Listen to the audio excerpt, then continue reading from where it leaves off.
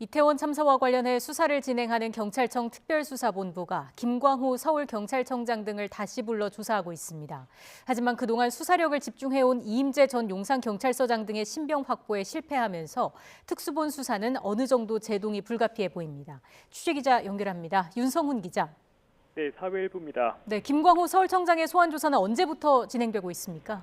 오늘 오전 10시부터 소환 조사를 받고 있습니다. 김광호 서울경찰청장은 지난 2일에 이어 두 번째로 불려나온 건데요.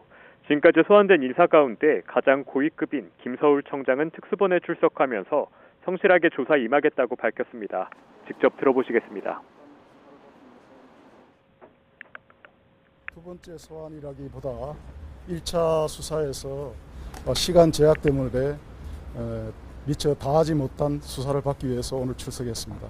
서울청 소속 간부가 오늘 수사에 대해서도 저는 이전에 밝혔듯이 숨김과 보탬이 없이 성실하게 조사에 임하겠다는 말씀드리겠습니다.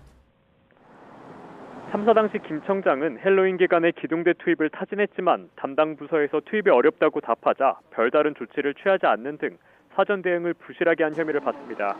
특수본은 김 청장이 기동대를 배치하자는 배경 등을 집중적으로 조사할 것으로 보입니다. 또 부실한 사전 조치와 대처로 인명피해를 키운 혐의를 받는 서울 용산구 안전건설교통국장도 같은 시간 불러 조사합니다. 이와 함께 참사 현장에 도착한 시간을 허위로 기재한 혐의를 받는 용산구 보건소장의 소환 조사도 예정돼 있습니다. 특수본은 또 행정안전부와 서울시 소속 직원도 참고인으로 불러 조사합니다. 네, 이른바 윗선을 향한 수사로 나아가려는 모양새지만 장애물을 만났죠. 네, 특수본이 그동안 수사력을 집중해온 주요 피의자의 신병을 확보하는 데 실패했기 때문입니다. 서울 서부지방법원은 어젯밤 참사 전 대비와 사후 대응을 소홀히 한 혐의를 받는 이임재 전 용산경찰서장과 전 용산경찰서 112 상황실장의 구속영장을 기각했습니다. 증거를 없애고 도주할 우려가 적다는 게 법원의 판단입니다. 다만 부하 직원에게 정보 보고서 삭제를 지시한 혐의를 받는 박성민 전 서울청 정보부장과 전 용산서 정보과장에 대해서는 증거를 인멸할 우려가 있다고 보고 구속영장을 발부했습니다. 이번 구속영장 신청은 특수본이 주요 피의자에 대한 혐의 소명 등에 얼마나 성공했는지 판별할 중간 평가 성격을 띄었지만 성적표는 그리 만족스럽지 않은 겁니다.